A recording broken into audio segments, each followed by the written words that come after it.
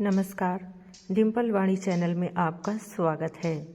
Okay बेटू, रोना मत, मम्मा हमेशा तुम्हारे साथ है। और हाँ, टूर से लौटते ही पापा तुमसे मिलने आएंगे। Good girl. ओके मम्मा, और तुम भी सोशल मीडिया पर अपनी शायरी रोज़ पोस्ट करना, मुझे याद करके उदास न होना, बेटी ने हंस कर कहा। आसना ने अपनी आज ही हॉस्टल में छोड़ी बेटी को फ़ोन पर पुचकारा, फिर वादियों की सुंदरता निहारने में खो गई। हर रंग में रंगी है किरण आफताबी, समा फूल बनकर महकने लगा है। सीने में पड़ा था खामोश बरसों से, आज वो दिल भी धड़कने लगा है। आसना के हाथों में सेल्फी मोड में मोबाइल कैमरा था।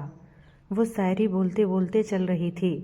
उसका ध्यान पीछे के खूबसूरत नज़ारों पर था, जो उसके चेहरे के साथ उसके मोबाइल में कैद हो रहे थे। शॉट अच्छा रहा। आसना ने कैमरा ऑफ किया और रील पोस्ट कर दी।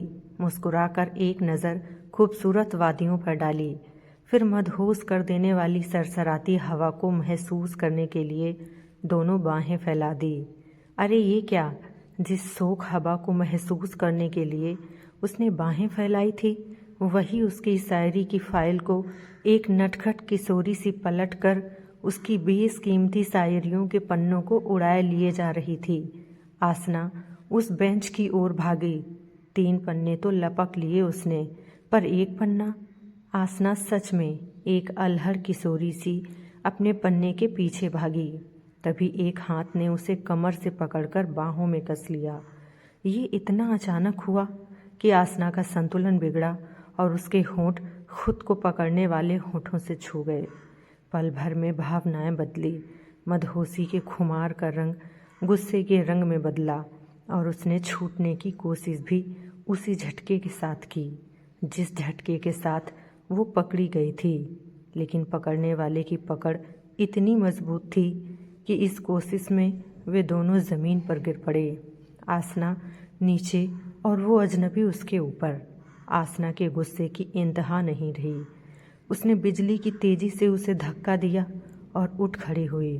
वो अजनबी भी उठ खड़ा हुआ।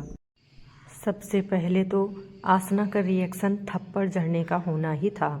उसने हाथ उठाया ही था कि अजनबी उतनी ही तेज़ी से छिटक कर दूर हट गया। देवी जी, पहले उधर देख लीजिए, फिर चाहे जितना मार लीजिएगा, मैं यहीं हूँ। उसके शब्दों और उससे ज़्यादा उसके लहजे से आसना अपना हाथ उठा हुआ हाथ रोककर उधर देखने को मजबूर हो गई। पर उधर क्या देखा? सिर से पांव तक सिहर उठी। इतनी गहरी खाई में गिरते गिरते बची थी वो कि अगर गिरती तो हड्डी पसली का नामो निशान तक नहीं मिलता। लगता है आप पहाड़ों पर पहली बार आई हैं।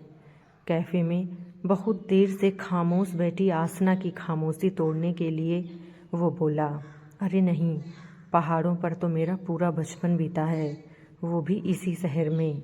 मैं यहाँ के उस फेमस बोर्डिंग स्कूल की पढ़ी हूँ, पहली से इंटर तक।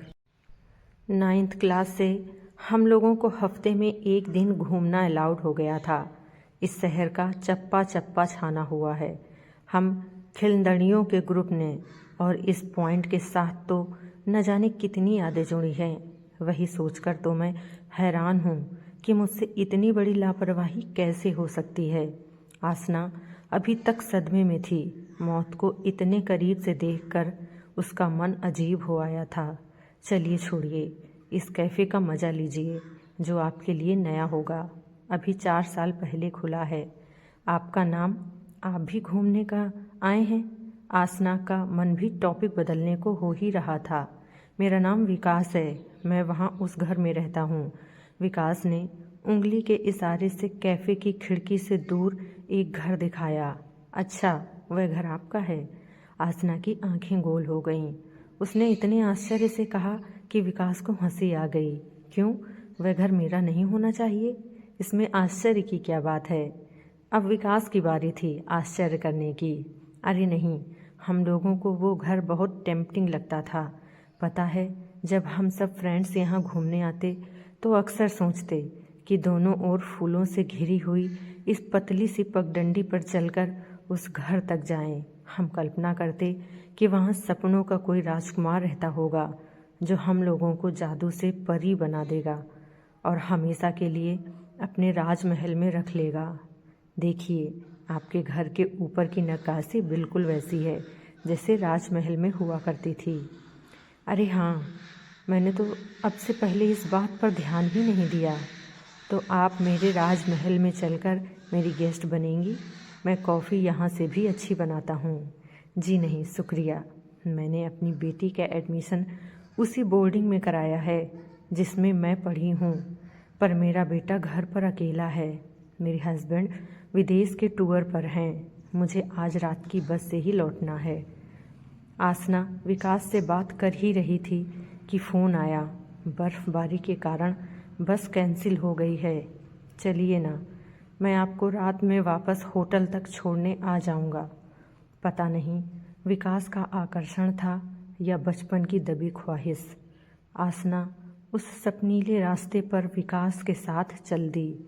विकास का घर दूर से जितना सपनीला था, पास और अंदर से उससे ज़्यादा खूबसूरत और सपनीला।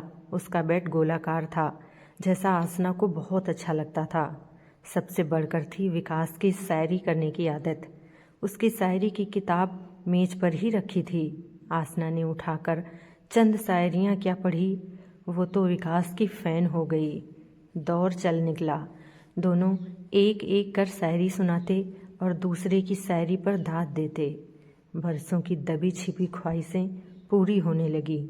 तभी रुई के फाहे जैसी बर्फ़ ने माहौल को रोमानियत के नए आयाम दे दिए। दो मन मिल रहे थे। फिर हवा दो जिस्मों को भी सहलाने लगी। बर्फ़ कोमल एहसास जगाने लगी और कब दो तन मन सोंधे होते गए, भीगते गए, एक दूसरे की आगोश में बंधे और फिर एक दूसरे में समाते गए, उन्हें पता ही न चला। सुकेश आते ही आसना से लिपट गए। अब कि ये टूर कुछ ज़्यादा ही लंबा हो गया ना, 1 महीने। अरे छोड़िए भी, आए नहीं कि शुरू हो गए। आसना अनमनी सी थी। अरे 1 महीने अलग रहे हैं हम। मेरा बस चले तो 1 राउंड अभी ही हो जाए। सुकेश ने चुहल की, पर आसना के गालों पर शर्म के सुर्ख रंग की जगह अपराध बोध का उदास रंग उतर आया।